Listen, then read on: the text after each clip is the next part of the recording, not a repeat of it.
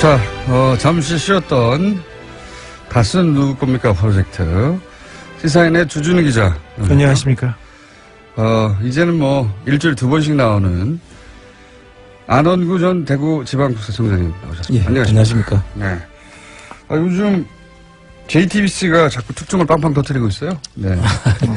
특종인데 사실 저희가 2달 전쯤에 했던 이야기, 실명을 밝히지 않고 했던 이야기를 이제 JTBC는 실명으로 예를 들어서 다스 전 경리팀장 최동영 팀장 실명 인터뷰가 나왔어요. 여기 보면은 그때 저희가 했던 얘기하고 맥이 닿는 이야기, 대통령 이후로도 연말에 경영보고서를 따로 이명박 전 대통령이 보고했다.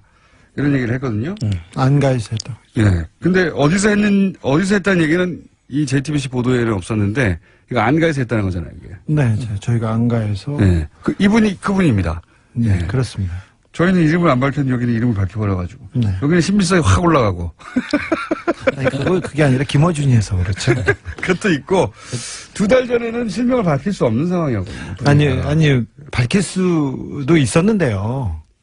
밝힐 수 있었는데 저희는, 네, 밝히지 않았습니다. 아니, 2달 전하고 지금하고는 좀 분위기가 달라요. 그렇죠. 그때는 다스 얘기를 꺼냈을 때, 아직도 사람들이 이제 반신반의한 분들이 있었고. 아니, 그분은 용기를 내주셨어요. 네. 그리고 여러 얘기를 하고 더 많은 내용이 있는데, 사실 친인척간이고요. 그리고 총 4명 중에 1명이라고요? 친인척간이고, 그리고 그분과 그분 주변 분들이 아직도 MB 가까운 데서 생활 터전을 읽으면서 또 생업에 종사하고 어쨌든 있어서 본인의 실명이 밝혀지면 곤란한 처지가 될 수도 2개월, 3개월 전에는 분명히 그랬는데 지금은 이제 점점점 상황이 바뀌어가면서 본인이 용기를 내신 것 같아요, 직접. 네. 인터뷰. 용기 있는 분이십니다. 예, 용기를 내셔가지고, 저희 같은 얘기입니다, 이게. 그러니까 안가에 가서도 당선 이후에 보고를 받는다. 네. 안가에서 예. 이명박 대통령이 그 보고를 받는 특징이 뭐냐면요. 정면으로 얼굴을 안 봐요. 아, 그래요? 네, 이렇게 쭈르륵 3명이 앉아 있으면 예. 얼굴을 안 보고 다른 데를 쳐다보고 있어요. 다른 데를 쳐다보고 있다가 그래. 그리고 정확한 멘트를 안 하시고 정확한 그 지시를 안 하고 그래 네가 해봐. 네가 가서 해봐. 저는 그게 이제 잠재의식 어딘가에 이게 잘못하면 걸리면 문제가 될 수 있다는 죄의식 같은 거나 죄의식은 없는 것 같은데 걸리면 내가 그때 무슨 말을 했는지 나올 수가 있으니 이게 항상 머릿속에 있는 게 아닐까. 많은 사람들이 그렇게 얘기하더라고요. 네. 명확한 지시를 하지 않는다. 네, 그런 것도 있고요. 또 한편으로는 이분은 같이 이게 수행하는 사람들하고 겸상을 안 하시잖아요. 그렇죠. 네. 겸상을 안 하시고 이게 좀 차이가 있다. 다른 사람이다. 이런 생각을 꼭 하시는 것 같아요. 이명박 대통령이 전에 재벌가, 그러니까 현대가에서 머슴으로 살았다는 얘기를 몇 번 하면서 자기가 가지고 있는 그런 의식적 괴리 이런 것 때문에 그렇지 않을까 또 좀 생각해 봅니다. 하여튼 보고받았을 때 디테일 설명을 받았다는 얘기를 하는 거죠. 네. 어떻게 그 보고를 했냐 그러면 정면을 보지 않고 옆을 쳐다보고 이렇게 얘기했다고. 그분 스타일이십니다. 예. 자, 그리고 또 이 최동용 전 팀장에 따르면은 정호영 특검이 굉장히 수상합니다. 수상하다는 얘기는 여러 차례 해왔는데 여기서 이제 언론이 이미 보도된 것만 얘기하자면 우선 비자금을 찾아냈는데 그게 문제가 안 되게 회사로 돌려넣고 장부를 잘 처리해라. 라는 식의 이제 처리 방법을 알려주고 그러자 이명박 전 대통령이 이걸 실제 그런 식으로 처리했다는 거 아닙니까? 비자금 돌려줬다. 이동영 씨가 그 일을 했다는 것이고요. 2008년 2월달 이야기죠. 그 당시 이동영 씨는 이제 이상은 씨의 아들. 이명박 대통령 형의 아들. 최대 주주죠, 현재. 최대 주주의 아들이 그때 가서야 다스에 들어갑니다. 이 일을 하러. 그래서 이분이 그 당시에 이 처리를 하는데 관여를 하고 그때 이명박 씨가 다스에 가서 일을 하라고. 그래서 그때부터 일을 시작했다는 분인데요. 여기서 디테일이 조금 다른 부분이 있는데요. 최동영 씨가 다르다는 게 아니라 비자금은 많았어요. 그때 정호영 특검에서 발견된 비자금 덩어리가 한 서너 개 있었는데 그 중에 하나를 처리한 게 이 120억이고요. 네. 100억 원대 비자금은 또 따로 있었다. 네, 사라졌어요. 이미 해서 먹었어요. 이미 해서 먹은 100억 원대가 하나가 있고요. 그 이후에 그 찾아낸 그 또 저희가 그 얘기했던 외환은행에서 찾은 100억 원 수표 한 장. 네. 그 경주 외환은행 지난 시간에 얘기했어. 비자금 덩어리가 몇 군데 수표로 100억 원짜리 하나 자기 네네. 앞수표로 찾아왔다. 그러니까 이 120억짜리 그리고 100억대 사라진 비자금 그리고 100억 생긴 거. 그 다음에 그 정호영 특검이 수사를 하다가. 근데 요 세 덩어리를 당시 정호연 특검이 알고 있었죠. 이미 알고 있었다. 알고 있었는데 덮었습니다. 이거 말고 다스로 돌아간 120억만 얘기하고 있는데 그 외에 더 있었다. 더 있습니다. 더 있습니다. 네. 기자분들이 이 부분에 대해서 좀 취재에 나서주셔야 됩니다. 2010년도에 그 당시에, 특검 당시에, 그리고 우리 이시영 씨, 각하의 아들 이시영 씨가 삼성동 힐스테이트에서 살고 있었는데 43평, 6억 4천만 원 전세를 살고 있었습니다. 근데 그 돈도 이명박 대통령의 비자금입니다. 일부는 이상은 회장이 큰아버지가 빌려줬다 이렇게 얘기했는데 큰어머니는 우리는 돈 준 적 없어요 이렇게 얘기하고요. 그 베란다에서 그냥 놔뒀던 돈을 그냥 갖다 줬다고 이렇게 얘기를 했어요. 그런데 그 큰어머님은 누구 베란다에 놔뒀던 돈을 갖다 이상은 구이동에 있는 이상은 씨 자택에서 베란다에서 돈을 꺼내서 줬다고 얘기했는데 그럼 이상은 씨 돈이라고 봐야 되는데 그게 아니라 자신들 돈이 아니다 그러면? 돈이 아니라고 얘기를 했어요. 거기 자기들이 관리만 현금을 하고 있었을 뿐 자기들 돈이 아니다? 네, 6억 4천만 원 중에 그리고 그 청와대에서 나온 국권 앞에 그리고 돈 여기에 특수활동비로 의심될 만한 돈이 또 포함되어 있습니다. 그때 내곡동 사저에도 그런 지금 스토리가 지금 있는데. 내곡동 사저를 그 내곡동 사저를 이시영 씨가 천천히 말 더듬지 말고. 너무 많아서요. 비자금 덩어리가 너무 많아서 지금. 아니, 빨리 말하는 건 좋은데 네. 빨리 말하면 더듬거든요. 죄송해요. 더듬이에요. 자, 그리고 내곡동 땅 기억하시죠? 잠깐만 정리하고. 자, 당시 힐스테이트 네. 이시영 씨, 이명박 전 대통령의 아들 이시영 씨가 거주하던 힐스테이트 몇 네. 평? 43평. 43평 얼마? 전세 자금 6억 4천만 원. 전세 자금 6억 4천. 대치동에 있는 모 공인중개사에서 돈을 한 번에 냈습니다. 한 번에 냈는데 이 6억 4천이 이명박 전 대통령의 비자금 일부. 네. 그리고 이상은 회장이 관리하고 있던 현금 일부. 네. 그리고 특활비 일부가 섞여 있을 가능성이 있다. 그렇죠. 그 중에 확실한 거는 뭡니까? 이상은 씨가 관리하고 있던 현금과 비자금 일부일 가능성이 아주 높다. 네. 근데 그 특검에서 이상은 그 회장은 이분은 조사를 제대로 안 하고요. 그 삼성동원 19층에서 누워있다가 그냥 받았어요. 받았는데 그때 내가 줬다 이렇게 얘기를 했는데 큰어머님께서는 우리는 준 적이 없어요 이렇게 얘기를 했어요. 그러니까 자신들의 재산은 아니다. 네네. 이런 의미다. 준 적이 없다고 얘기했는데 그냥 특검에서 그냥 덮었죠. 덮었다. 네. 이거 말고 차후에 내곡동 땅이 드러나고 내곡동 특검에서도 이시영 씨가 돈을 내는데 그 돈도 청와대에서 온 비자금입니다. 그러니까 그때 해명을 이렇게 했죠. 내곡동 사저 생각나시죠? 다들 예. 특검도 한번 했는데 거기서 뭐 다 털어줬지만 이때도 이상은 씨로부터 돈을 받았다 빌려서 이 땅값을 냈다라고 했는데 그때 이 돈의 출처에 대한 이야기가 많이 있었어요. 네. 근데 여기에 이 청와대 특활비 일부가 들어간 게 아니냐? 네, 그렇습니다. 이상은 씨가 관리하고 있던 비자금과 2008년에 이시영 씨가 재산 등록 신청을 했어요. 네. 근데 그때 이시영 씨가 가지고 있던 돈은 3,852만 원이 전체예요. 근데 이명박 대통령과 김인옥 여사도 재산 신고를 하지 않습니까? 근데 그 재산에서는 돈이 한 푼도 변화하지 않았고 이시영 씨한테 갔다고 신고하지도 않았어요. 그러니까 이거는 다 비자금입니다. 그래서 이상은 씨한테 빌렸다고 한 거 아니에요? 그때 그랬습니다. 설명을. 네. 그런데 정호영 특검이나 그 특검에서는 그 내역을 다 쳐다봤겠죠. 그런데 이 비자금 덩어리가 지금 벌써 나온 비자금 덩어리가 세계회와 힐스테이트 여기에서도 두 덩어리 정도 다른 데서 돈이 왔기 때문에 몇 덩어리가 보이는데 이거에 대해서는 특검은 전혀 그 문제 제기하지 않고 덮었죠. 당시 정호연 특검 이제 지금은 이제 그때 소위 이제 출처가 밝혀지지 않은 비자금에 관한 얘기를 하고 있는 거고요. 예. 네.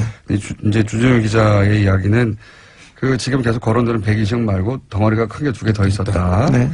그리고 그 외에도 이제 그 이시영 씨, 이명박 대통령의 아들이 구입이 아니라 이제 살기 위해서 전세금을 지출한다든가 혹은 뭐 내곡동 땅 사저를 구입한다든가 할 때 사용됐던 돈들도 비자금 플러스 특활부의 가능성도 있다. 이런 얘기고요. 그 얘기도 그 좀 외에 특검이 또 털어준 게 있잖아요. 좀 많습니다. 지금 그 당시에 2008년 2월 달인데요. 그 검찰에서 두 번 그 도곡동 땅 수사를 하고 2008년 7년 12월 달에 또 그 BBK 수사를 해서 또 BBK 수사를 결론을 내주지 않습니까? 도곡동 땅에 대해서는 제3자. 그렇죠. 제3자. 도곡동 땅은 제3자다. BBK는 이명박 씨는 관련 없다. 네. 이렇게 해주고. 잠깐만. 제3자는 무슨 의미냐면 제3자는 이명박이라는 의미였죠.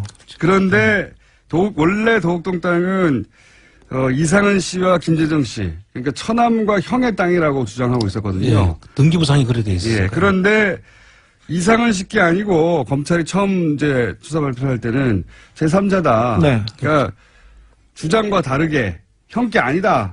제3자다. 이게 이명박 전 대통령을 의미하는 거였거든요. 그때는. 그렇죠. 네. 예. 등기상의 명의가 그 사람들로 돼 있었는데 그 자체를 아니다고 했으니까 네. 그 제3자를 밝히면 됐었던 거죠. 그렇죠. 그런데 그때만 해도 그 박근혜 씨와 이명박 씨가 첨예하게 이제 경쟁 관계에서 당내에서 경쟁 그때는 관계. 대통령이 아닐 때고 그러니까 대통령이 아닐 때는 이명박 전 대통령을 의미하는 제3자 땅이 맞다고 했다가 맞는 것 같다고 했다가 검찰이 대통령이 당선되자 바꾸죠 이게. 그렇죠. 특검을 통해서. 그래서 두 사람 눈치를 보다가 그렇게 결론을 내고 그다음에 좀 더 대담해지는 것이 BBK 수사죠. 네. BBK 수사 결과는 대통령이 그 선거를 한 보름 앞둔 시점에 발표를 하거든요.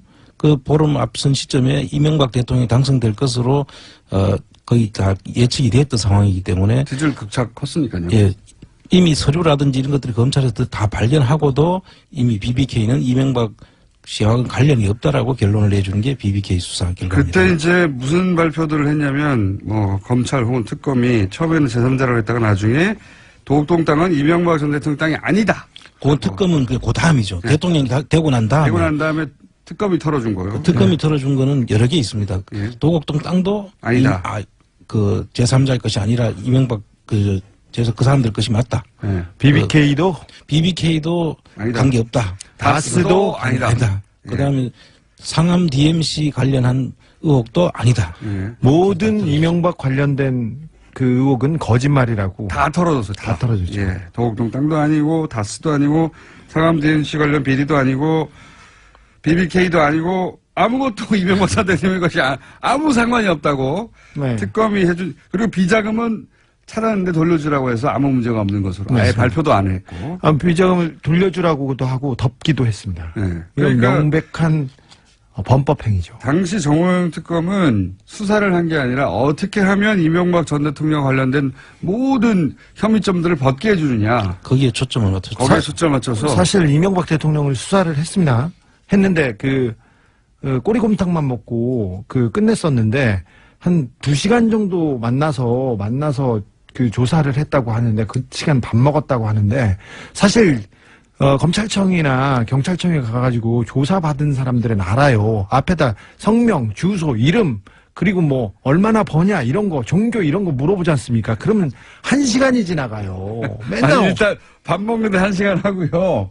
밥을 먹었다면 네. 밥 먹으면서 예면 1시간. 밥 먹고 나서 조사를 했다고 치죠. 앞에 신상명세 적고 그럼 끝나는 겁니다. 시간은. 근데 1시간 40분이니까 조서를 다 가지고 가서 이렇게 하겠습니다. 대충 이런 식이었을 거예요. 그때 그 조사에 나갔던 이상인 특검보는 이분이 이명박과 이상은을 직접 조사한 분이신데요. 이분이 그 특검 끝나자마자 영포빌딩, 서초동 영포빌딩에 공짜로 입주하잖아요. 공짜로는 모르겠습니다만 바로 입주해가지고 이명박 대통령 일을 본 것으로 그리고 이명박 대통령과 관련된 뭐 그 재판도 있었으니까 그런 걸 도왔다는 의혹이 있어요. 자, 그래서 이제 저희는 그런 의혹들, BBK 얘기도 쭉 해왔고, 그리고 다스 누구나 얘기도 쭉 해왔는데, 이런 얘기를 하면서 최근에 알게 된 사실은, 이 다스의 소유권, 이거 복잡하고 계속 주목하고 있으니까, 소유권을 이시영 씨, 아들에게 넘겨주려고 하고 있는 게 아닌가 하는 정황들이 막 곳곳에서 나오고 있잖아요, 요즘. 예. 근데, 이명박 전 대통령 해외 계좌를 추적하다가 해외에서도 이 다스 소유권을 넘기려고 하는 정황 일부를 네. 주진우 기자가 포착을 합니다. 미국 수사기관에서 다스와 관련된 수상한 돈 흐름을 포착해서 정식적으로 수사에 나섰습니다. 지난번에 저희가 말씀드렸었는데 이게 뭐냐면요. 다스에서 돈 거래가 자꾸 있어요. 미국 엘라바마하고 그리고 달러 거래가 저기 싱가포르나 중국 그다음에 저기 캄보디아 베트남도 약간 의심하고 있는데 이게 뭐냐면은 들여다보면은 돈은 거래하고 돈을 빼돌리고 하는데 이게 이시영 씨한테 이 회사를 넘기려고 하는 그리고 이시영 씨 관련된 회사에 돈을 넘기려고 하는 돈 거래의 정황들이었어요. 그러니까 이제 이거하고 맞물려가지고 생각을 해보시면 저희가 일요신문이 보도했던 몇 가지 이상한 징후들 돈이 네. 뭐 1,000억대가 뜬금없이 어떤 회사에 들어갔는데 나중에 장부 잘못이라고 예. 고친다든가 1,000억대가 장부 잘못으로 갑자기 가요. 1,485억이나 되는 돈. 네. 아주 숫자는 정확하게 저는 1,000억대라고 하면 얼마라고요? 1,485억이죠. 1,485억의 돈이 뜬금없이 어떤 회사로 계열사 조그만 회사에 들어갔는데 그래서 그걸 누가 찾아냈어요. 일요신문 기자 한 분이 찾아냈더니 그분 이름을 제가 앞으로는 얘기해야 되겠네요. 좀 기억이 안 나는데. 강석현 씨죠. 강현석 씨. 광현석 씨. 예. 저희가 찾아볼게요. 일요신문 기자가 우연히 그걸 찾아냅니다.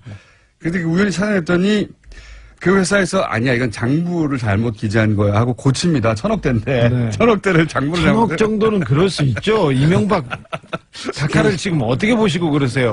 호연직이. 그런데 그래서 이상하다라고 이제 처음에 발견했을 때는 하는데 이게 이제 해외 계좌 추적하고 맞물려 생각해 보면 주진우 기자가 이제 그 해외에 갔다 와서 그 미국의 수사기관으로부터 입수한 정보는 이게 여러 가지 돈 흐름이 해외에서 있는데 이걸 이시영 씨에게 이 돈을 주려고 하는 그런 뭐 세탁하거나 하는 그런 흐름으로 보고 있는 거예요. 네네네. 회사를 건네려고. 다음에 이건 그런. 전반적으로 한번 다시 정리를 한번 해야 되는데요. 네. 지금 그 자금들이 흘러가는 과정들을 보면 주로 대기업들이 해외에 돈을 투자를 하고 투자 실패를 하고 거기서 검은머리 외국인이나 이쪽에서 그 지정한 사람의 명의로 회사가 넘어가는 경우가 있고요. 네. 또 이 케이스는 제가 볼 때는 다스하고 알리바마에 있는 다스하고 이쪽 자회사가 알리바바. 예. 그쪽에서 알라바마.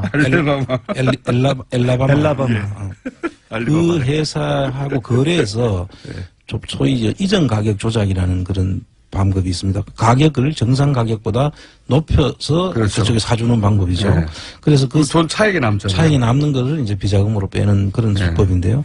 아마 그런 자금들이 있고 지금 승계자가 관련해서는 아마 지금 대한민국에서 벌어진 모든 수법들이 여기에 총동원되어 있다는 것이 제가 지금 파악하고 있는 그러니까 정황입니다. 이제 예를 들어서 삼성 에버랜드 같은 경우에는 자식에게 현금 한 번 주고 그 돈으로 이제 전환사채 등등의 방법으로 돈을 불려서 몇 조를 만들어서 회사를 먹는 거 아닙니까? 그렇죠. 그런데 그 이후로 이게 문제가 되니까 재벌들이 뭐 재단을 설립해서 넘겨줘요. 재단에 주식을 기부한 다음에 잘 생각해보세요. 청계재단하고 비슷해요.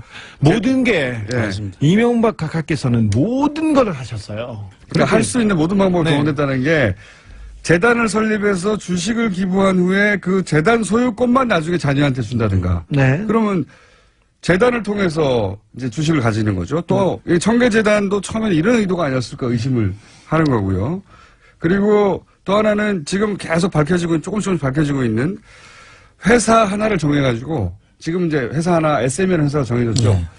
아들이 그 회사를 소유하게 한 다음에 그 회사한테 계속 일감도 몰아주고 일도 다 주면 됩니다. 그러면. 그렇죠. 인수합병 해가지고 계속 아들의 조그만 회사를 계속 키우는 거죠. 네. 그런 다음에 이 회사가 나중에 본사를 먹는 거죠. 그렇죠. 그리고 미국, 중국, 인도, 체코 해외 법인이 있는데 해외 법인의 덩치를 계속 키우고 있습니다. 근데 그 해외 법인의 주인이 하나씩 둘씩 이시영 씨한테 넘어가고 있습니다. 그러니까요. 지금 다스를 하도 들여다보고 있으니까 어떻게 넘겨줄 것인지 지금 이 부분은 고민하다가 전반적인 정리를 한번 다시 해서 우리 국민들이 쉽게 알 수 있도록 제가 한번 정리를 해드리겠습니다. 금요일 날까지 정리하시겠습니까? 네. 다스가 넘어가고 있다. 이겁니다, 현재. 안홍구 청장 주진우 기자였습니다. 끝났어요? 아니 이제 얘기를 하려면 끝내면 어떡해. 김관진 전 국방장관 구속 후 보수 매체들이 참군인 김정은이 가장 무서워하는 김관진 같은 구명 기사를 하루 이틀도 아니고 연일 번갈아가며 썼었죠. 왜 그랬을까?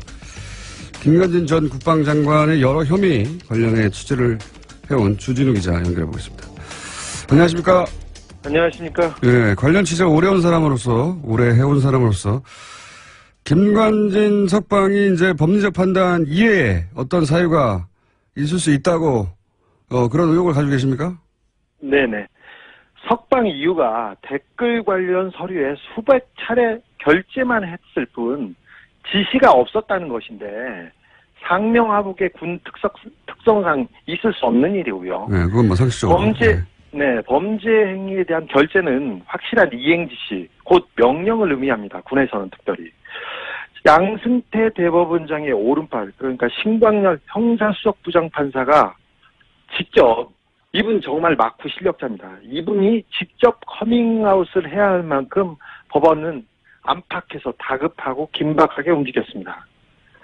안팎에서 다급하고 긴박했다는 건 어떤 사정입니까? 구체적으로? 김관진이 구속되자 보수 세력의 코어가 직접 움직였습니다. 특별히 이명박 전 대통령 진영에서 분주하게 움직였습니다. 저는 그 이유가 김관진이 8년 넘게 국방부 청와대에서 무기 거래를 진두지휘한 사실상의 정점이라는 데서 찾고 싶습니다. 로키드 마틴, 그리고 사드의 국내 반입, 그리고 무기 거래의 그 숨은 계좌, 이 부분에 가장 중요한 사람이 김관진이었습니다. 그런 의혹을 가지고 계시다. 네. 그럼 주진우 기자가 그런 의혹을 가지고 오랫동안 취재해 온 것은 제가 알고 있는데, 검찰도 혹시 김관진 전 국방장관에게 그런 무기 사업과 연루된 혐의를 두고 있었나요? 예. 이번 구속영장은, 이번에 구속된 이유는 사이버 사령부에서 댓글 공장의 주범이라는 판단 때문이었습니다. 네, 그렇죠. 근데, 그 이외에도 청와대에서 세월호 일지를 조작한 혐의가 드러났었고요.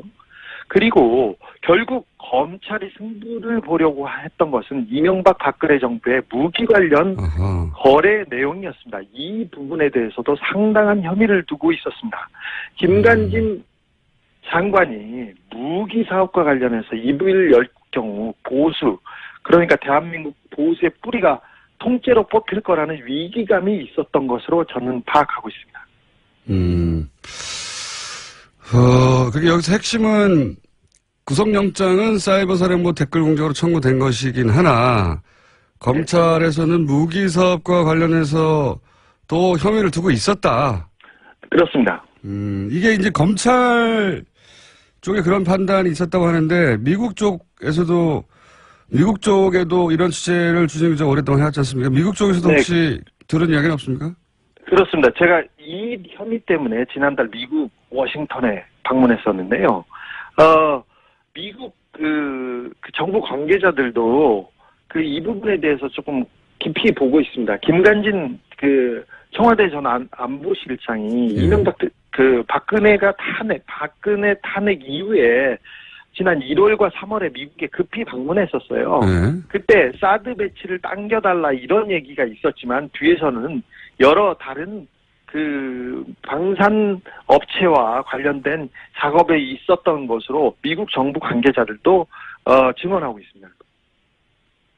그러니까 사드를 신속히 배치해달라고 갔지만 그렇다면 그 결정은 미국의 정부 관계자가 하는 일인데 정부 관계자만 만든 게 아니라 방산업체 관계자들과도 따로 만났다. 예. 그래서 방산업체 관계자들과의 만남에 대해서 미국에서도 기본적으로 들여다보고 있다. 예, 관계 당국들이. 김관진 전 장관을 어느 업체와 특별히 로키드 마틴과 특별히 결탁된 사람으로 보고 있었습니다. 미국에서도. 예. 예. 국내에서도 그런 얘기는 많이 나왔습니다만 확실한 물증이 없다 보니까 이제 그런 의혹만 여기저기서 제기되고 말았는데 미국에서도 그런 혐의를 두고 있다. 네. 김관진 장관이 워싱턴에 머물렀을 때 로키드하고 그때 결탁된 것으로 그리고 여러 가지 한 2년 정도 가족과 함께 맞물렀죠. 네, 그렇습니다. 그래서 그때 만났다. 가족과 그 김관진 장관의 그 뒤를 봐주고 여러 가지 친밀한 관계에 있다는 것은 뭐 명확한 것 같습니다. 알겠습니다. 미국에서도 그런 혐의를 두고 관계 당국이 들여다보고 검찰도 그런 의혹을 가지고 있다. 그래서 이 무기 사업 8년이나 핵심 요직이 있었으니까 이명박 박근혜 정부 시절 특히 이명박 정부 시절에 요직 인사들이 김관진 전 장관의 구속을 굉장히 불안하게 바라봤고 그리고 움직임이 있었다. 이렇게 파악하고 계신 거죠? 예. 이명박 정부 시절부터 그러면 무기 사업에 관여를 했다고 했는데 무기 사업 말고 이명박 정부 시절에 어떤 역할을 한 겁니까? 김관진 장관이? 사실 김관진 장관이 노무현 정부 때는 전시작전권 환수만큼은 확실하게 자기가 하겠다 이러면서 큰 소리 치고 다녔어요. 그런데 이명박 정부 들어서 국방부 장관이 되자마자 갑자기 바뀝니다. 그래서 예비군 훈련 사격장에 김정일, 김일성 사진을 막 걸어놓고 거기에들 관역으로 삼아서 막 사격을 하라고 하는 식으로 하고 도발하기 시작합니다. 그리고 강경 발언을 마구 쏟아냈습니다. 그런데 이때 참군인 하지만 참 정치군인의 길을 걷기 시작했다고 저는 봐요. 근데 이때 가장 김관진 장관이 신경 썼던 부분이 북한 부분이 아니었고, 기무사와 사이버 사령부를 동원해서 민간인 사찰을 하고 댓글 공작을 하는, 그러니까 정치적인 길을 걷는 것에 가장 큰 공을 들였어요. 그래서 낙곰수를 종북방송으로 규정하고 사찰당하고 공격했고 저희들 그랬었습니다. 근데 이분이 가장 큰 일을 했던 것은 뭐냐면 2012년 대선 때 서울고 동문 원세훈 전 국정원장하고 이렇게 짝을 이뤄서 대선에 본격적으로 개입했습니다. 군을 동원해서. 원세훈 국정원장가 서울고 동문이에요? 네, 그렇습니다. 재밌네요. 그래서 네, 국정원장하고 국방부 장관이 세트가 돼가지고 불법 대선 개입 이 부분에 대해서 가장 큰 역할을 했습니다. 그래서 이게 가장 큰 범죄 행위라고 보고 있습니다. 그러면 박근혜 정부에서도 계속 요직에 동용됐던 건 어떤 연유입니까? 아니, 대선에서 박근혜 당선에 1등 공신을 했지 않습니까? 그래서 일단 기본적으로 점수를 땄겠죠. 군인을 동원해서 직접 대선 개입에 나섰습니까? 그런데 사실 이 부분은 진짜 메가더가 오더라도 대선 개입을 했다면 구속되는 게 맞습니다. 그런데 이 부분은 이명박 정부 당시에 김관진 장관은 김용판 전 서울청장과 더불어서 박근혜 문고리 4인방, 그러니까 지금 문제가 구속된 전원과 그리고 이춘상 씨하고 직접 소통한 거의 몇 안 되는 인물이었어요. 아, 그래요? 김관진 장관은 정윤회를 형님으로 모시는 유일한 사람이라고 정윤회가 형님으로 모시는 유일한 사람이라고 정유라가 증언하기로 했었죠. 그러니까 정유라 씨의 증언에 따르면 정윤회 씨가 형님으로 모시는 분이 김관진 전 장관이고, 그렇다는 얘기는 사실은 문고리 그때 당시에는 4인방이죠. 이춘상 씨 보좌관. 네, 그렇습니다. 돌아가시기 전이니까 문고리 4인방과 직접 소통했던 사람이다. 네, 직접 소통한 몇 안 되는 사람입니다. 자, 김용판 청장 얘기가 나와서 그러는데, 네. 김용판 전 서울청장이 국정원대권 은폐 관련해서 대법원 무죄를 받았잖아요. 근데 어제 갑자기 그 수사 라인 압수수색을 검찰이 했어요. 이 압수수색이 방금 이야기한 내용과 관련이 있습니까? 그렇습니다. 박근혜 정부 하에서도 국정원 대선 개입 의혹을 수사했습니다. 근데 당시에 그러니까 대선 개입하고 그다음 발표 이런 부분이기 때문에 그 수사선상에 김용판 전 서울청장이 올랐었는데 당연히 올랐는데. 그때 청와대에서 압력이 굉장히 거셌습니다. 그리고 보수 진영에서도 마찬가지고. 그런데 어느 정도였냐면은 원세훈 전 국정원장은 잡아가도 구속해도 되는데 김용판만은 안 된다고 굉장히 거세게 막아섰습니다. 김용판 청장을 구속할 경우 김용판이 직접 나는 가만히 있지 않겠다는 메시지를 여기저기에 흘렸습니다. 그래서 청와대가 직접 나서서 검찰을 막아 세우는 그런 단계까지 단계까지 갔었습니다. 근데 굉장히 거센 압박이었습니다. 김용판 청장 자신을 구속할 경우에 내가 가만히 있지 않겠다. 이런 메시지를 여기저기 얘기했고, 그래서 결국, 여기저기서 압박했었고, 검찰은 놔둘 수밖에 없었다. 뭐 이런 취지네요, 말하자면. 네, 불구속 기소할 수. 네. 근데 이 김용판 청장 무죄 건과 지금 김관진 전 장관 이 석방건이 쌍둥이 사건이라고 네. 얘기들을 하고 있는 걸로 저는 알고 있는데. 네네.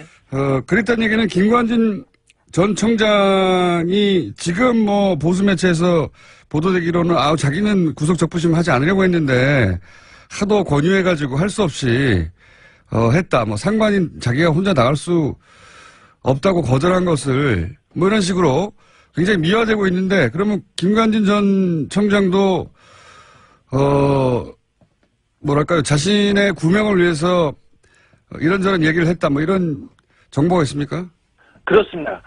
김관진 전 청장이 구속적부심 청구를 반대했다는 그 TV조선이나 조선 쪽에 그 보도가 있었는데 정반대였습니다. 정반대. 김관진 전 장관이 자신을 가만히 이렇게 그 안에 둘 경우 가만히 있지 않겠다는 메시지가 강하게 전달된 것으로 그런 소문이 그쪽에서는 났었습니다. 사실 조선일보하고 중앙일보가 나서서 사설과 기사를 연일 김관진이 구속되면 김정은만 좋아할 일이라고 대서특필하지 않았습니까? 계속했죠. 동아일보까지. 네, 그렇습니다. 김관진을 모함받아 옥에 끌려가는 이순신으로 거의 승격하기도 했는데 이거 말도 안 됩니다. 그 참군인 김정은이 무서워하는 군인 이런 이미지는 사실 군 사이버사에서 김관진이 직접 만들었던 일들이에요. 말들이고 자신을 우상하기 위해서 포스터 만들고 쇼 벌이고 이거 조선일보가 다시 얘기하고 아니 세상에 어떻게 군이 자국민 민간인을 공격하는데 북한이 왜 두려워합니까? 감사하고 우습죠. 자. 사실 이거 말도 안 되는 경우. 그만 흥분하고요, 주진 기자. 네. 자, 후속 취재 내용 나오면, 특히 이제 미국 취재 내용이 좀 구체적으로 나오면, 이 사를 다시 한번 짚어보기로 하고, 오늘은 여기까지 하겠습니다. 여기까지요? 네. 아니, 저는 흥분해가지고 지금 다른 네. 얘기를 못하겠는데. 자, 들어가세요, 이제. 지금까지 시사인의 주준우 기자였습니다. 경찰 개혁위가 발음이 셌습니다, 다시. 국가수사본부 신설을 추진한다고 하는데요. 이게 뭘까요? 국가수사본부. 경찰 출신 국회 행안위 소속 더불어민주당 표창원 의원 연결해보겠습니다. 안녕하십니까? 안녕하세요. 예. 여기 생소한 단어입니다. 국가수사본부. 네. 예, 경찰 내 국가수사본부장. 발음이 자꾸 시옷이 연결돼가지고. 이게 뭡니까? 수사본부가?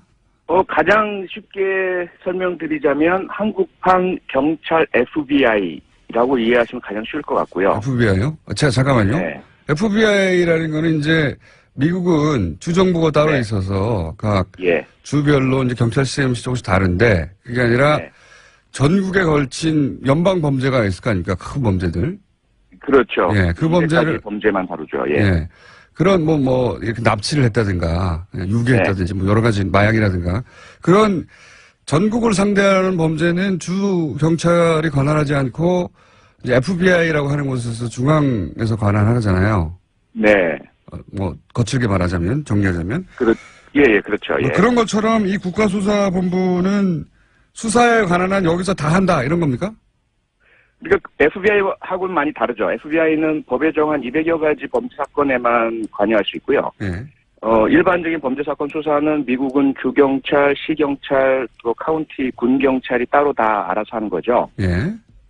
그러니까 그런 의미에서는 조금 차이가 있다. 그 위의 모델은 예. 차이가 크죠. 그러니까 전국에 있는 모든 수사를 국가수사본부가 관장을 하는 겁니다. 예. 자, 그럼 제가 잘 이해했나? 그러니까 경찰청장이나 기존의 경찰서장, 지방경찰청장 등은 행정경찰, 그러니까 지휘만 하는 경찰이지 수사에 관여해서는 안 된다는 것이고요. 아하. 조금 전에 지난 2012년 연말에 있었던 국정원 개입 사건에 대한 그 경찰의 잘못된 발표 관련한 인터뷰 하셨잖아요. 예. 그 당시에 김용판이라는 사람이 서울경찰청장이었고요. 예. 이 사람이 개입을 해서 거의 그 수서경찰서와 서울경찰청 사이버 수사를 왜곡시켰다는 의혹을 계속 우리가 가지고 있지 않습니까? 네네. 이걸 막는 원천적인 방법이 뭐냐? 그러한 수사를 잘 모르는 행정지휘관들이 수사에 개입하지 못하도록 하자. 이것이 출발점입니다. 아하. 그러면 수사경찰만 따로 두어서 수사경찰의 가장 높은 우두머리는 수사만을 하는 수사 전문가가 개방형으로 임명이 되고 경찰청장이나 지방경찰청장, 경찰서장 등의 지휘 행정경찰들은 수사에는 전혀 구체적으로 관여하지 못하도록 하자. 이것이 가장 핵심 골자라고 보시면 됩니다. 아하. 그러니까 수사를 독립시켜서 경찰이 많은 일을 합니다만 네. 그중에서 수사의 부분을 완전히 독립시켜서 국가수사본부장이라는 걸 뒀다. 예, 그렇습니다. FBI하고 비슷한 점도 있고 차이점도 있는데 비슷한 점은 이제 전국을 한 곳에서 통화를 한다는 거고 수사를. 그렇죠. 네. 차이점이 있다면 FBI는 연방 범죄를 따로 규정해뒀는데 여기는 그게 아니라 전국에 있는 모든 수사는 다 하는 것으로. 네. 그렇습니다. 네. 그렇게 이해하면 되는군요. 그러면 예. 권한은 경찰청장과 국가수사본부장의 직위는 동등한가요? 네, 지금 경찰개혁위원회의 안으로는 차관급으로 동등한 것으로 두고 있는데, 네. 글쎄 일단은 경찰청장의 인사적인 예산적인 지휘와 통제하에 있는 것으로 상정하고 있는 것으로 봅니다. 좀 애매한 부분도 있군요. 이게 예. 새로운 제도가 만들어지면 이제 처음부터 완벽할 수는 없긴 한데, 기본적인 컨셉은 이해했습니다. 그러니까, 경찰청장이 이 수사에 개입하지 마라. 수사에 너무 개입해 왔으니 분리하자. 그래서 국가수사본부장을 따로 두자라는 방안이 나왔고요. 거기는 완전히 독립적으로 수사만 하도록 하자. 이런 거죠. 네. 그렇습니다. 예. 그런데 이게 정말 완벽하게 구분이 되느냐? 상식적으로 그런 질문을 하겠네요. 그렇죠. 인사 문제가 있고 비위행위에 대한 관찰, 징계, 행정적인 요소가 엇갈리고 승진이라든지 예. 조직 인력의 배분 그런 부분에 있어서 여전히 그러니까 전체적이고 추상적인 관여는 가능하기 때문에 영향력을 미칠 수는 있는 거죠. 경찰청장이. 직접 지시는 못하더라도 그렇죠. 영향력으로부터 완벽하게 자유롭지 못할 가능성이 있다. 여전히. 그렇죠. 예. 이걸 만든 이유는 이제 지금까지 얘기했듯이 결국 수사에 개입하지 못하고 정치가 개입하지 못하고 혹은 정치로부터 영향을 받은 경찰청장이 개입하지 못하도록 분리를 한 거고 그 이유는 그 이유는 알겠는데 이게 이제 결국은 검찰로부터 수사권 기소권 분리해서 받으려고 하는 거잖아요. 그렇습니다. 그 이전에 경찰 내부가 이렇게 수사권이 독립되어도 부패하거나 다른 영향으로부터 자유로울 수 있는 구조를 먼저 만드는 거죠, 이게. 그렇습니다. 그것이 검경 수사구조 개혁, 경찰 수사권 독립의 전제 조건으로 법조계와 법학계 등에서 제시한 가장 중요한 첫 번째 필수 요건이었으니까요. 이게 현재는 개혁 방안으로 제시가 된 건데 실제 이렇게 설치가 되고 진행이 됩니까? 그 문제는 이제 국회 차원의 문제로 이제 넘어오게 되죠. 국회 차원의 경찰개혁위원회 안을 경찰청에서 공식적으로 이제 확인을 했고요. 동의한다라고 했고, 그게 정부 법안 형태로 아예 만들어져서 넘어올지, 아니면 그런 안을 제시해서 우리 의원들 중에 누군가가 의원 입법으로 제시할지, 두 중에 하나의 절차가 남았고요. 그 다음에는 이제 우리 당에서 이것을 당론으로 채택해서 받아들일 것인지 여부와 다른 당들이 여기에 동의할 것인지, 그래서 국회 차원의 이제 논의가 시작되는 좀 복잡한 절차가 아직까지 남아 있습니다. 그렇군요. 실제 이게 이제 입법화되고 이렇게까지 되기까지는 시간이 걸리겠네요. 아직은. 그렇습니다. 네. 그 과정에서 뭐 지금 원안이 좀 변할 수도 있을 것 같고요. 그죠? 그렇죠. 네, 좋은 방향으로 뭐 보완될 수도 있을 것 같고. 예.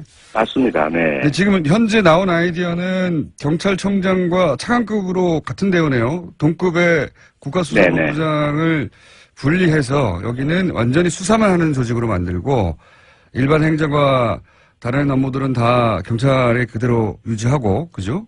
그렇죠. 네. 경찰청 여기 이제 자치경찰제가 그 또 하나 계획되어 있으니까. 자치경찰제는 뭡니까? 지방에서 그 독자적인 경찰 조직을 운영하는 거죠. 지방에서 독자적인 경찰 조직을 운영한다는 게 무슨 의미죠? 예를 들어 경상북도라면 지금 현재 경찰청의 경북지방경찰청 그 네. 밑에 뭐 청송경찰서 이런 체제잖아요. 일원화된 네네. 지구대. 그런데 그게 이제 중앙 집권적이고 지역 실정에 맞지 않고 네. 그리고 비대한 경찰 권력의 핵심이기 때문에 예. 지방 분권화 시켜서 지역 실정에 맞는 경찰 제도를 운영하자. 이것이 이제 지방자치경찰제고요. 예. 그것이 수사권 독립의 전제 조건이다. 경찰에 너무 비대하면 수사권까지 쥐면 문제가 되니까 파쇼가 되니까. 아하. 그래서 제주도에서 시험 실시를 해봤고 이것을 전국적으로 확대해서 각 지방 광역단위죠. 네. 도와 광역시에 자체적인 경찰을 두는 겁니다. 근데 음. 그렇게 되면 이제 기존의 국가경찰청 그리고 네. 새로 신설되는 국가수사본부, 예. 지방자치경찰 이 세 개의 경찰이 존재하게 되는 거죠. 아유, 지금은 하나밖에 없는데. 일반인들의 입장에서는 내부 사정을 잘 모르니까 굉장히 복잡합니다. 복잡합니다. 복잡하고요. 여기 이제 경찰이면 다 같은 가장 경찰인 줄 알았는데 네, 좀 네. 다른 경찰이 생기는 거네요. 예. 그렇죠. 권한이나 소속이나 뭐 이런 부분에서 차이가 나는 세 가지의 경찰이 존재하게 되는 것입니다. 당신 일반 경찰이야, 자치 경찰이야, 국가수사본부 소속이야 이렇게. 그렇죠. 그렇습니다. 네. 네. 국가수사본부가 사실은 범죄자한테는 가장 무서운 데고, 그죠? 가장 무섭죠. 예. 범죄자뿐만 아니라 범죄 혐의를 받을 수 있는 모든 사람들에게 일단은 국가수사본부에서 나에 대해서 의심을 갖고 있다. 그러면 이제 상당히 무서워지는 거죠. 알겠습니다. 뭐였어요? 일단 개념은 이해했고요. 예, 이 네. 사안은 일반 국민들 생활에 영향을 미칠 것 같아서 한번 짚어봤습니다. 오늘 말씀 여기까지 듣겠습니다. 네, 고맙습니다. 자세한 이야기는 또 하기로 하죠. 진행되면서. 네네. 지금까지 표창원 의원이었습니다. 자, 방금 목소리가 나왔죠? 저랑 무슨 대화를 나누고 있었냐면, 이 하와이 음악 왜 나오냐고. 그래서, 저희 대표님이, 청취율 2자릿수 나오면 하와이 보내주기로 했는데 안 보내주고 가지고 계속 항의 차원에서. 보내주세요. 저도 따라갈게요. 노래가 좀 노회찬 원내대표 나오셨습니다. 안녕하십니까? 네, 안녕하십니까. 뭐, 뉴스가 없는 주간이 없지만, 이번 주도 큰 뉴스들이 굵직굵직한 게 나왔습니다. 이 얘기부터 먼저 해볼까요? 계속해서 최근에 그저께부터 등장하고 있는 뉴스가. 홍준표 대표. 네. 예, 특활비. 예, 네. 국회 운영위원장 할 때 특활비 이거 어떻게 된 거냐. 이게 지난, 자유한국당 대선 경선 때 등장했던 이야기였는데 그게 잠잠하다가 다시 나왔어요. 예. 이 이제 국회의원을 해보신 분으로서 홍 대표의 해명들에 대해서 어떻게 보십니까? 예, 뭐, 거짓말로 거짓말을 덮으려고 하다 보니까 거짓말이 더 커지는, 한번 잘못했는데, 솔직하게 시인하고 넘어가야 되는데, 그 거짓말을 해가지고 모면하려고 하는데, 그게 들통나니까 더 큰 거짓말하고, 그게 안 되니까 또 더 큰 거짓말을 하는 그런 상황인 것 같아요. 이게 좀 구체적으로 그러면 이게 왜 거짓말이냐? 이게 사실은 이 특수활동비 자체가 문제인데, 예. 이 특수활동비가 4천만 원 내지 한 5천만 원 사이로 여당에게는 나오고 야당도 제일 야당도 한 3천만 원 이상 나옵니다. 예. 매달 나오는데 이 돈이 어떻게 나오는지 아세요? 어떻게 나옵니까? 매달 지급되는 돈인데 예. 계좌 4천만 원, 5천만 원 뭐 계좌이체 당연히 해야 되는 거잖아요. 네네. 그렇게 안 합니다. 현찰로 나옵니다. 근찰로. 예. 좋네요. 완전히 종이 돈으로 나옵니다. 그게 5만원, 예를 들면 5만원권으로 박스채 거의. 예. 이게 옛날에는 5만원권도 없었어요. 홍준표 대표가 받았던 시절에는 5만원권 없던 만원권 시절이었는데. 엄청난 박스. 완전히 현찰로 매달 현찰로 나와가지고 그렇게 나오는 이유가 뭔가 하면은 건네주는 순간부터는 어떻게 쓰여진지 묻지 않고 네, 뭐 그렇죠. 따지지 않는다는 그런 돈인 거죠. 네. 근데 그 돈을 주로 이제 여러 가지 다양한 정치 활동에 쓰는데 예. 그것도 문제죠, 사실은. 예. 왜냐하면 개파 관리한다거나 여러 가지 이제 예, 그걸 예. 쓰는데 홍준표 대표는 그 중에 상당 부분을 갖다가 생활비로 썼다는 거거든요. 그러니까 이제 그거 이게 공금이기 때문에 다른 정도로 쓰는 것도 공금 횡령에 속하는데 그러니까 생계형 그 횡령 범죄죠, 이거는. 이게 이제 제가 그대로 워딩을 지난 자유한국당 대선 경선 때의 워딩을 전하면 이 질문을 이제 김진표 의원이 당시 운영위원장 할 때 판공비를 집에 갖다 줬다는 이야기가 있다 이렇게 물으니까 그게 아니라 2008년 여당 원내대표 할 때 국회 운영위원장을 겸하기 때문에 여당 원내대표가 운영위원장을 겸하죠. 때문에 매달 국회 대책비, 이 국회 대책비가 소위 이제 판공비 혹은 특수활동입니다. 로 나오는 4,500만 원씩을 전부 현금화해서 국회 대책비로 쓰고 남은 돈을 집사람에게 생활비로 주곤 했다. 여기서부터 시작된 거예요. 남은 돈을 집사람에게 생활비로 주곤 했다. 예. 왜 이렇게 답을 했을까요? 이분이 지금 걸려있는 사건이 있죠. 네. 성완종. 예, 사건에서 그로 문제가 되니까 이분이 이제. 그 1억 받아가지고 이게 기탁금 낸 거 아니냐 이런 식으로. 예, 그래서 이분이 자 전농동의 모은행 그 지점에 그 금고, 네. 현금 같은 걸 넣을 수 있는 네. 그 금고를 갖다가 이렇게 운용하면서 그게 현찰을 3억 정도를 넣고 있었다는 거고 그 3억이 어떻게 해서 만들어졌느냐. 예. 이제 이런 이제 특수활동비 남은 거 이런 거 생활비로 쓰라고 이제 부인한테 줬는데 부인이 그걸 가지고 또 우리 돈을 모았다. 네. 이걸 가지고 자기가 당대표 경선 네. 이럴 때도 썼다 이제 그렇게 진술을 했었죠. 네. 그 돈을 어떻게 모았느냐를 설명하다가 근데 제 말은 뭐냐면 그거 국회 대책비, 그러니까 이 특활비 혹은 판공비 이거 남은 거를 집사람에게 생활비로 주곤 했다. 이렇게 왜 말했을까요? 예, 그때부터 꼬이기 시작한 거거든요. 이게. 예, 근데 뭐 진실의 일단을 갖다가 얘기를 한 거죠, 사실은. 그러니까요. 집에 주긴 줬나 봐요. 줬죠. 예. 뭐 그거 안 준 걸 이런 왜냐면 식으로 상대방 김진태 의원이 이제 공격하면서 집에서 줬지 왜 줬어 이렇게 물어보니까 아니 그게 아니라 이렇게 해명하는 과정에서 그 현장에서 이제 즉석에 대답하다 보니까 이렇게 대답한 것 같은데요. 그러니까 국방부 장관이 예를 들면 이제 전력 증강을 위해서 미사일 구입하고 뭐 최신 어떤 그런 무기 구입하는데 책정된 예산이 있는데 그거 쓰다가 좀 일부 남겨가지고 그걸 갖다가 우리 집에서 이제 도둑 잡는데. 예, 안식권대 줬어 뭐 이런 얘기죠. 예. 국가 안보라는 거죠. 이렇게 이야기가 시작돼서 이게 이제 점점점 커져서 지금까지 왔는데 지금 최신 해명을 그대로 페이스북에 올라온 거를 제가 전해드리면 내가 늘 급여로 정치 비용을 대던 국회의원들과의 혹은 기자들과 식사 비용 등을 이렇게 이제 원내 활동비가 나와서 대체할 수 있었기 때문에 급여에서 쓰지 않아도 되는 돈을 그 돈을 집사람의 생활비로 되돌려줬다. 그러니까 원래 급여에서 떼가지고 식사비 등등으로 쓰다가 이제 운영위원장이 돼서 대책비가 나오니까 판공비가 나오니까 그걸로 식사 비용을 쓰면 당연히 자기 급여에서 때로 때렸던 돈들이 필요 없어지니까 그걸 집에 줬다. 이렇게 이제 해명을 최신 버전은 이렇게 바뀌었습니다. 그러니까 검사니까 과거에 이제 그 범죄자들 많이 다뤄봤을 텐데 닮아가는 거죠. 그때 이제 습득한 이제 그런 이제 거짓말하는 방식을 쓰고 있는데 그 말이 안 되는 거고요. 급여라고 얘기하는데 제가 볼 때는 이제 당시 이제 여당의 원내대표였으니까 네. 의원이니까 의원 세비가 나올 것이고 그건 완전 개인이 다 쓰는 것이고요. 네. 그 외에 이제 당 원내대표로서의 어떤 판공비 같은 것들이 네네. 나옵니다. 예, 이게 사업son 된다는 거죠. 네. 당 활동할 때는 그 돈을 쓰는 것이고요. 예. 그 다음에 이제 나오는 이 돈 가지고는 경조사에 뭐 화환 보내는 거 지역구 관리하는 비용 주로 그 개인을 위해서 거의 다 쓰고 있어요. 또 그렇게 용이하게 쓰라. 왜 현찰로 줬는가 하면은 현찰로 달라고 했기 때문에 제가 알아봤어요. 국회 사무처에다가. 이거 왜 현찰로 주는 이렇게 그 큰 거액을 하니까 돈 받는 사람들이 그렇게 달라고 해서 그 굳어졌다는 거예요. 오래전부터 그렇게. 오래전부터 굳어진 거기 때문에 그럼 돈 받는 사람들이 왜 그렇게 달라고 했는가? 어차피 이걸 갖다가 이제 밝히기 힘든 용도에 주로 쓰고 있기 때문에 그냥 이제 자국이 남는. 은행에다 이체하면 또 이체한 돈을 또 이체할 수도 있고 하기 때문에 다 자국이 남잖아요. 남지 않는 방법으로 이제 현찰로 달라고 하는 거기 때문에, 그래서 쓰다가 보면은 남을 수도 있는데, 그러면 이제 자기를 위해서 열심히 일하고 있는 당직자들이라거나 이런 사람들 주면 될 일을 또 그렇게 안 줬다는 거잖아요.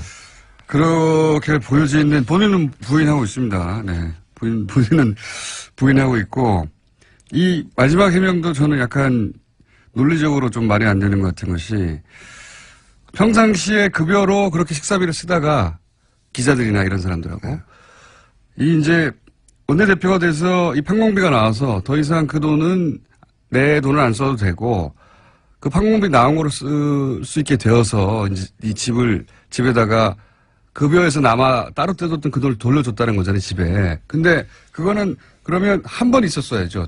처음에 그렇죠. 판공비 한 번 나오는데. 그다음부터 판공비가 계속 나오는데 따로 떼놓을 필요가 없지 않습니까, 그다음부터는.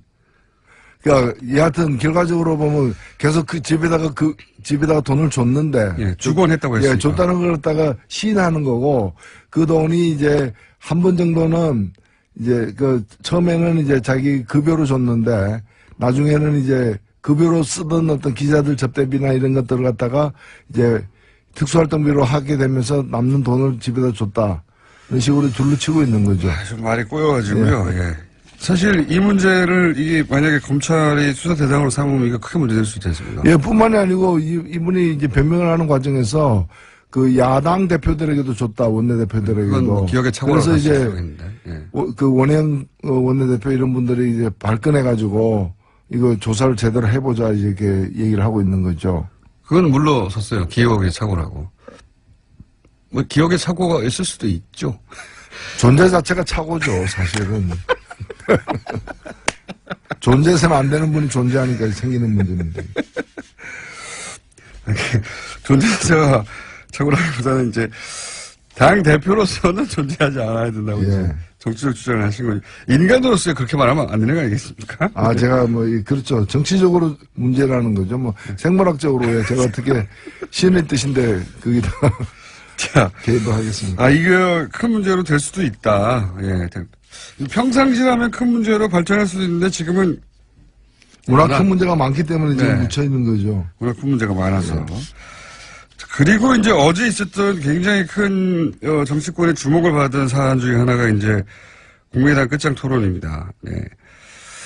바른정당에 대해서는 바른정당은 사실상 분당 수준으로 갈라질 것 같다라고 노르가즘에서 그 일이 있기 한참 전부터 말씀하셨는데 국민의당은 어떻게 전망하십니까? 예, 날이 춥기 때문에 밖에 나가기가 쉽지는 않죠. 그렇죠. 예. 예. 게다가 민주당, 바른정당은 자유한국당에서 오라고 한 건데, 지금은 민주당이 오라고 하는 상황은 아니거든요. 예. 국민의당에서 나간다고. 전혀 아니죠, 사실은. 나간다고 갈 데가 있겠느냐 하는 자신감도 안철수 대표에게 있는 것 같고요. 예. 그렇죠. 그렇습니다. 근데 여기가. 못 나가겠거니. 사실 우리가 이제 국민의당이 어떻게 해서 만들어졌느냐. 지난 대선 때문에 만들어진 당이죠, 사실은. 대선 때 이제 당내에서 경선 등의 여러 방법을 통해가지고 대선 후보가 되기 어렵고 또 그런 상황을 감수하기 싫은 분과 그 세력들이 이제 뛰쳐나와서 이제 다른 방식으로 대선에 도전해서 만든 당이기 때문에 사실 5월 9일 지난번 대통령 선거가 끝난 이후로는 이 당의 어떤 존재할 어떤 원동력이 상실된 거예요. 다른 동력을 찾아야 되는 거죠. 예, 근데 그 다른 동력이 이제 다시 한번 대선에 내가 도전하겠다는 건데 이제 이 당은 이제 지난번 대선 때 안철수 대표가 그 대선 후보가 되는데 동의하는 세력들이 일시적으로 모인 거였기 때문에 다음 대선은 그 합의상이 아니었던 것이죠. 그렇기 때문에 다음 대선 앞두고는 그 안철수 대표가 계속 대선 후보로 가는데 동의하는 사람과 그렇지 않은 사람으로 나뉠 수밖에 없기 때문에 크게 길게 보면 이 분열은 예정된 분열이라고 저는 보는 것이고 필연적이었다. 일종의 이제 그러면 언제 어떻게 헤어지느냐의 문제만 남았는데 이게 거의 처음에는 몰랐지만 나중에 알고 보니까 활성단층 지대에 이제 있는 거죠. 단층이 활성화되어 있다는 거는 판명이 됐는데 언제 어떤 식으로 이제 균열이 되고 쪼개지느냐만 남은 그런 상황이죠, 지금. 요약하면 국민의당 자체가 문재인, 그러니까 민주당에서 대선 후보가 문재인 당시 후보를 제치고 되게 어렵다고 판단한 세력들이 뭉쳐서 만들어진 정당이다. 이렇게 규정을 하신 거고. 근데 이번 대선까지는 그랬는데 다음 대선도 그럼 안철수냐 여기에 대해서 동의하느냐 아니냐라고 가지고 크게 난리를 수밖에 없다. 왜냐면은 다음 대선을 갖다가 자력으로만 될 수 없기 때문에 다른 세력하고 손을 잡으면서 이제 시도를 해야 되는데 네. 누구하고 손 잡느냐에 따라서 호불호가 다 갈리는 거죠. 네. 그에 대해서 서로 간에 합의된 바가 없고 또 그 일치된 어떤 한 방향으로 합의되기가 어려운 지금 상황이지 않습니까? 그렇기 때문에 계속 가는 거는 불가능하다고 저는 보여집니다. 시기의 문제다. 네. 그런 거죠. 당장은 아니어도 시기의 문제다. 근데 안철수 대표가 어제 끝장 토론에서 했다는 말로 옮겨보자면 지방선거에서 2등을 통합을 하면 바른정당과 할 수 있고 그렇게 되면 자유한국당은 사그라들 것이고 그리고 문재인 정부의 실정도 있을 거였기 때문에 결국은 우리가 일당이 될 수 있다. 이 말은 결국은 바른정당과 합치고 그런 다음에 지방선거 이후에 자유한국당이 성과를 못 내면 그 당 안에서 이 당으로는 다음 대선이나 다음 총선이 어렵겠다고 생각하는 사람들이 떨어져 나올 것이고 그러면 그들과 또 합쳐가지고 일당 수준으로 커질 수 있다. 그러니까 바른정당과 합치고 그다음에 자유한국당 일부하고 합친 이런 그림을 안철수 대표는 그리는 것 같아요. 예, 확실하게 그렇게 돼 있는 거죠. 예. 그러니까 왼쪽으로는 이제 더 이상 이제 더민주당 지지 세력이라거나 그다음에 그 이외의 어떤 정의당도 예. 마찬가지고요. 그쪽으로는 이쪽으로는 없다. 그런 거죠. 가능성이 없다고 보는 것이고 네. 그 반대 방향으로 어떤 여지가 좀 있지 않느냐고 생각하는 것이고 지금 자유한국당의 다음 대선 주자가 없고 앞으로 생겨날 가능성도 적다. 고 보는 것이고 결국에는 홍준표 대표는 자유한국당을 먹거나 아니면 거의 식민지로 만들어 가지고 지지하게 만들거나 그 방향으로 가고 싶다는 거죠. 지난 대선에서 대선 한 3, 4주 전에 갑자기 지지율이 치고 올랐을 때가 있지 않습니까? 네. 그때 대구 경북을 비롯해서 이제 영남권에서 소위 이제 보수 표밭에서 안철수 대표의 지지가 상당히 높았지 않습니까? 그러다가 나중에 이제 여러 가지 일 때문에 꺾이긴 했는데 그 기억도 가지고 있는 것 같아요. 그 지역이 잠재적인 자신의 지지층이라고. 그렇죠. 시험을 보면 1등 할 때도 있고 2등 할 때도 있고 10등 할 때도 있고 그런데 1등 한 기억만 남는 거죠. 좋았던 기억만 가지고서 이제 힘들면 그렇게 됩니다. 힘들면 그렇게 됩니다. 근데 이런 구상이 저뿐만 아니라 당연히 국민의당 내에 있는 분들에게도 그런 구상이 읽히다 보니까 예, 안철수 대표는 사실 그렇게 생각할 수도 있죠. 그러니까 정치의 목표를 갖다가 정말 제대로 된 새 정치를 하는 게 목표라면 모르겠는데 그런 목표가 아니라면은 이기는 목표. 예. 새 정치든 헌 정치든 하여튼 이기는 것이 이제 정치의 목표다라고 생각하게 되면은 그런 방향으로 이제 갈 수밖에 없다고 저는 생각합니다. 그러니까 다만 보수의 적자가 들어가는 거죠. 예, 근데 이제 그 당내에 있는 다른 분들이 예. 똑같은 생각을 갖고 있느냐, 또 똑같은 정치 철학과 노선을 갖고 있느냐, 전혀 아니라고 보여지기 때문에 이 당이 그대로 유지되기는 어렵다. 이번 지방선거는 그대로 관통하겠지만 다음 총선에는 이 당은 아마 현재와 같은 방식으로 존재하지는 않을 것이다.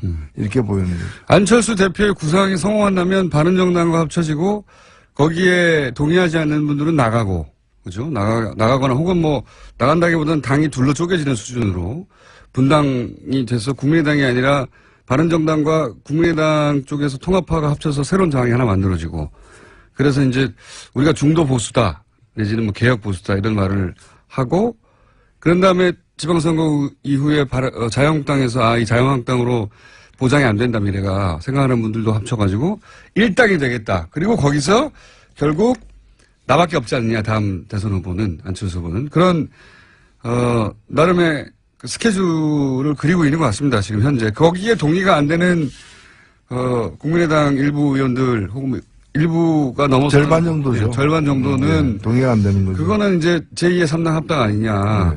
예, 그때 노태우, 김영삼, 김종필 이렇게 합쳐진 3당 합당 아니겠는가. 거기에 국민의당이 쓰일 수는 없다. 거기에 밑밥으로 이렇게 생각하고 이제 동의가 안 되는 분들 이렇게 갈라져 있는 거죠. 이 세력이 팽팽합니까? 현재 보시기에?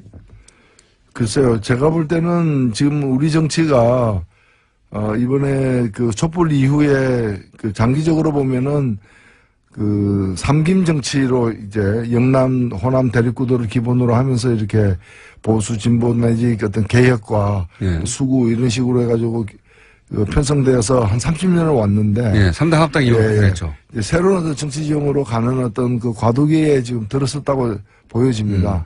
보여지는데 저는 지금 필요한 건 뭔가면은 보수의 혁신 그리고 이제 진보나 개혁 진영 같은 경우에도 정말 좀 새로운 어떤 패러다임으로 전체 지형을 더 재편을 요구받고 있는 상황인데 지금 어떻게 보면 안철수 대표의 생각은 구정치 질서가 그대로 유지된다는 전제하에서 거기서 이제 합종연행의 어떤 룰을 바꿔가지고 이기겠다는 거거든요. 그래서 그 기반 자체가 없어져야 될, 타파돼야 될 옛날 세력 관계 위에 서 있다는 점에서 제가 볼 때는 별로 현실성과 미래지향성이 다 없다라고 보여집니다. 현실성 낮다고 보시다. 예. 그러니까 안철수 대표가 그렇게 제2의 3당 합당에 준하는 형식의 통합을 통해서 다음 대선의 후보로 우뚝 서는 그런 그림이 현실성이 낮다고 보시는 거예요. 그러니까 새로운 어떤 그 모델을 찾아야 되는데 옛날 모델, 없어진 옛날 모델, 그러니까 YS 모델 이런 걸 지금 이제 지향하는 거죠. 그러니까 하다가 안 돼, DJ 모델 쫓다가 안 되니까 YS 모델 쫓고 더 안 되면 무슨 뭐 전두환 모델로 갈 겁니까?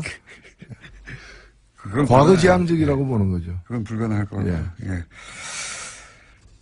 지금 지진 대책 관련해가지고 이제 정부가 여러 가지 대안을 내놓고 있는데 그 전에 유해 최고위원이 포항 지진에 관해서 이제 이게 하늘, 예, 하늘이 경고한 것이다. 이렇게 표현한 것에 대해서는 어떻게 보십니까?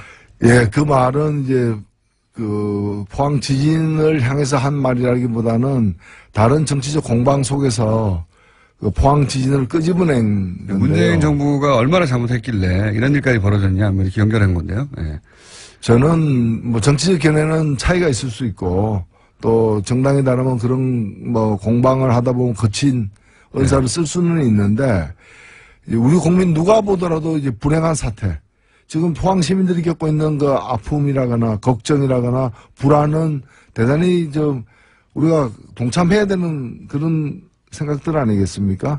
근데 그 불행을 가지고 어떤 다른 어떤 정치적 공방의 소재로 삼는 것은 그야말로 천벌을 받을 일이죠. 포항 시민, 아니, 저도 그 포항 시민들 그 뭐 선거 모으는데 저도 뭐 동참하기도 했는데요. 포항 지진에 대한 어떤 우리가 이제 좀 격려하고 위로하는 차원에서 국민들 성금도 모으고 있는 그런 불행한 사태인데 그걸 가지고 이제 뭐 복권을 갖다가 복권 당첨되면은 그 돈 그쪽에 쓰라는 말까지 하는 걸 보면은 정말 포항 시민들 알기를 뭘로 아느냐라는 저는 참 걱정이 되는 겁니다. 자, 요 얘기는 예상했던 바고요. 의견이 예상했던 바인데 몇 가지만 짚었는데 오늘 시간이 다 됐습니다. 자, 지금 정의당 1분 30초인데 예. 정의당 어떻게 돼가는지 간만에 좀 알려주십시오. 예, 저는 지금 정의당에 대한 걱정이 참 많은데요. 지금이야말로 좀 기회고 찬스인데. 예. 정의당이 한편으로 보면은 이 여론조사에서 다른 당보다 조금씩 앞서가지고 3등으로 나올 때도 꽤 있어요. 근데 여기에 좀 자족하고 있을 때가 아니다. 정의당이 지난번 대통령 선거 이후로 지지율이 너무 변동이 없다. 5% 수준을 뭔가 계속, 필요합니다. 네. 예, 5% 수준을 계속 이제 지금 유지는 하고 있는데 그러다 보니까 다른 당이 못해가지고 3등이 되는 거지 정의당이 잘해가지고 3등이 된 게 아니라는 거죠. 예. 그래서 지금처럼 국민들이 제대로 된 정치에 대한 관심과 참여 열기가 높은 때 정의당이 좀 성적을 쭉쭉 뽑아내야 되는 거 아니냐. 그러면 다음 주에는 말이죠. 지금 이번 주 시간이 다 됐고 정의당을 어떻게 하면 쭉쭉 뽑을 수 있는가. 예, 정의당의 지지율 2자릿수에 진입해야 될 절호의 찬스다. 그 프로젝트를 다음 주에 설명해 주십시오. 예, 그렇게 하겠습니다. 잘 될까요? 자, 잘 돼야 됩니다. 그래서 그거 하고 나서 하와이를 같이 가시는 걸로. 아, 예. 한 번도 못 가봤기 때문에 한번 가보고 싶네요. 알겠습니다. 대표님 들으셨죠? 네, TBS 대표님께 말씀드린 것입니다. 지금까지 노회찬 원내대표였습니다. 감사합니다. 네, 감사합니다. 내부자 둘. 자, 거의 없어질 뻔하다가 어느 날 폭발하고 욕만 먹다가 어느 날 칭찬이 쏟아지고, 예. 굉장히 이상한 코너입니다. 더불어민주당 안민석 의원님 나오셨습니다. 예, 올백 맞았습니다. 수도권 내리사선 안민석 의원입니다. 무슨 말인지 좀 더 여쭤보라고요. 자유한국당 김성태 의원님 나오셨습니다. 예, 김성태입니다. 전국의 59만 수험생 여러분의 수능 대박을 응원합니다. 또 그분들 방송을 지금 들을 수가 없어요. 그렇기 때문에 그 아이들을 위해서 1년 동안 헌신하신 학부모 여러분들 노고에 깊이 치아를 드립니다. 저 말씀은 수고하셨습니다. 여당이 해야 되는 이야기인데 야당이 하고 계시네요. 아무튼 아직 오늘은 특히 이제 여당 포항 지역의 학생들 시험 보는 동안에 별탈 없기를 무사히 시험 잘 치르기를 바라고요. 100점 만점에는 무슨 어제 청와대에서 고위공직자 배제 기준 5가지 기존의 이제 탈세, 투기, 위장전입, 병력, 논문 여기에 2개 더 추가됐잖아요. 엄주운전, 성범죄 7가지 하나도 포함되지 완전 않았다. 저는 자유롭고 네. 완벽합니다. 근데 왜 그런데 고위공직자가 못 되시고 있는 거죠? 그거는 뭐 좀 때를 기다리고 있고요. 근데 거기다 딱 한 가지 빠진 게 좀 있는 것 같아요. 네. 정신 감정. 그것도 좋네요. 정신감정이요? 정신 감정. 그러니까 정신감정. 예, 왜냐면은 어떤 의미로? 지금 공수처 반대를 하고 있는 정치인들 있잖아요. 이분들 저는 정신감정 필요하다 봅니다. 정신 나간 분들이죠. 그래서 저는 이 7가지를 국회의원들에게 고스란히 적용시킬 필요가 있다고 봅니다. 그러면 정치가 더 신뢰가 받을 수 있을 것이고요. 공수처라는 거는 국회의원, 검사들, 고위 공직자들을 수사를 하기 위한 특별 기구를 만든다는 거 아닙니까? 대통령도 수사 대상이잖아요. 심지어 대통령도 받겠다는 거 아닙니까? 그러면은 권력을 가진 사람들의 비리를 특별히 조사하고 관리하는 이 공수처를 반대하는 거는 싫다는 거거든요. 내 목에 칼 들이대는 거 싫다는 거거든요. 자유한국당 입장에서는 그거가 이제 야권에 주로 타겟을 삼을 것이다 이런 이제 의혹을 그러니까 가지고 반대하는 이유는 한번 몇 가지가 되는데요. 반대하는 이게 정신 나간 이유는 짓이죠. 돈을 정신 감정 해가지고. 받아야 됩니다. 저는 이제 고위공직자 임용 기준 안에 안민석 의원이 정신 감정도 그게 포함시키자. 저는 전적으로 동의합니다. 근데 여기 왜 그러냐면요. 이게 낯짝이 두꺼워도 그냥 유분수지. 대통령 공약으로 내걸어서 대통령이 되면은 이 5대 비리 배제 원칙을 가지고 공정한 인사를 하겠다. 이렇게 천명해서 대통령 된 사람이 그건 지금 현재 195일 동안, 그 7개월 동안에 이 내로남불 인사들, 이 부적격 인사들을 줄줄이 임명했던 청와대가 지금 아주 이제 홍종학 인사 다 억지로 다 하고 나니까 고위공직자의 임용 기준을 발표한다는 게 이게 가당키나 한 말입니까? 참, 한 일주일, 열흘이라도 있다가 해야지만 사람들이 철판을 깔아도 이만저만 철판을. 한번 이야기해보세요, 안민석 의원. 김성태 아니. 의원은 본인 목에 칼 들이대는 공수처를 이제 반대하시는 저런 논리는 아니, 지금. 정치가 제가 이전에 이제 박쥐 정치 이야기했잖아요. 박쥐 안민석 정치 의원님. 말고 갈치 정치라고 들어봤어요? 정치를 갈치라는 생선은 동료를 먹고 자라요. 그러니까 위기 때마다 상대방을 끌어들이는 이런 물타기를 하면서 이 자신의 생존을 해나가는 이 갈치 정치 있잖아요. 아니, 본인 동료 의원 이야기, 공격하고 저 이야기 들어보세요. 상대방 무조건 공격하고 하면서 하는 이런 갈치 정치. 이게 저 논리를 지금 저대로 갈치 정치 안민석 논리거든요. 의원님. 집권당 중진 의원으로서 저 이야기 좀 들어보세요. 대통령까지도 내 목에 칼을 대라. 우리 가족들, 주위 친척들 집중적으로 조사하고 관리하는 공수처 이거 내가 받아들이겠다고 하는데 제재가 왜 안 되는 야당 의원들이 거구나, 공수처를 반대합니까? 자, 우리 안민석 의원님. 지금 첫 주제는 고위공직자 임용 기준안 발표 관련해가지고 안민석 의원이 정신감정도 여기 하나 더 넣자 그래서 지금 이 주제를 가지고 우리가 이야기하고 있는데 인정할 건 해야지. 그럼 좋아요. 이런 고위공직자의 임용 기준 5대 배제 원칙을 이렇게 명확하게 내세우면은 지금까지는 그거 적용 안 시키면서 대통령 공약 때 내나 한 얘기예요. 그런데 어저께 이제 홍종학 장관 임명하고 나자마자 이걸 이제 발표를 했는데 그럼 대통령이 우선 사과라도 해야 되는 거 아닙니까? 그리고 두 번째는 이런 임용 기준안을 대통령이 이미 대선 공약 때 내걸고 대통령이 당선되면 이런 인사 기준 원칙을 가지고 고위공직자를 임명하겠다 했는데 그런데 캠코더 인사한 거 아니에요. 캠프, 코더, 더불어민주당 인사로 끊임없이 이렇게 지적을 받았는데도 이게 인사 관행 적폐가 아니고 뭡니까? 그러면은 이렇게 제대로 검증을 하지 못한 누군가는 청와대 주변의 참모가 책임도 지고 대통령도 사과하면서 앞으로 나는 7개월 동안 인사를 한다고 했는데 내가 참 누워서 침 뱉는 격이 됐는데 하지만 앞으로는 정말 이렇게 잘하겠다. 이래 해야지. 그 이야기 하다가 갑자기 공수처 이야기. 문제는 저러한 갈치 정치의 논리를 대부분의 국민들이 공감하지 않는다는 거예요. 문재인 대통령에 대한 지지도가 계속 70%대를 유지를 하고 있어요. 그렇다고 그러면은 중도를 다 끌어들인 거거든요. 문재인 대통령의 하는 정치 행태라든지 지진 대책이라든지 안보 정책이라든지 이런 국민들의 민심을 거슬리는 게 아주 일상화가 됐어요. 자유한국당이 이렇게 해가지고는 이 보수가 다시 살아남기 힘들고요. 공수처를 반대하면은 솔직히 우리가 지연제가 많으니까 공수처 이거 신설되면은 우리 자한당 국회의원들 중에서 살아남을 사람들 절반도 안 될 테니까 이게 두렵다. 이거 좀 살려달라. 차라리 우리한테 물밑에서 하소연하고 선처를 부탁하면은 인간적으로 좀 그래도 좀 봐주기라도 하죠. 근데 지금 그 이야기를 지금 말씀이라고 하세요? 자기들 지연제가 들춰질까봐 공수처 아니 청와대 반대하면서 뭐 대통령 직속 제1급 수석 이런 비서관 좀 반대 논리를 대는 청와대 정무수석도 지금 현재 이제 특히 김관진 검찰 전 장관 고발되잖아요. 안보실장 이제 풀려난 거 있어가지고 저는 오늘 이 아침에 붕괴를 금치 못하겠어요. 저는 김관진의 구속으로 최순실의 이 무기 쪽에 이 화산이 폭발되지 않을까를 기대를 했거든요. 왜냐하면은 제가 받은 제보 중에서 김관진 안보실장이 합참의장을 마치고 2009년, 2010년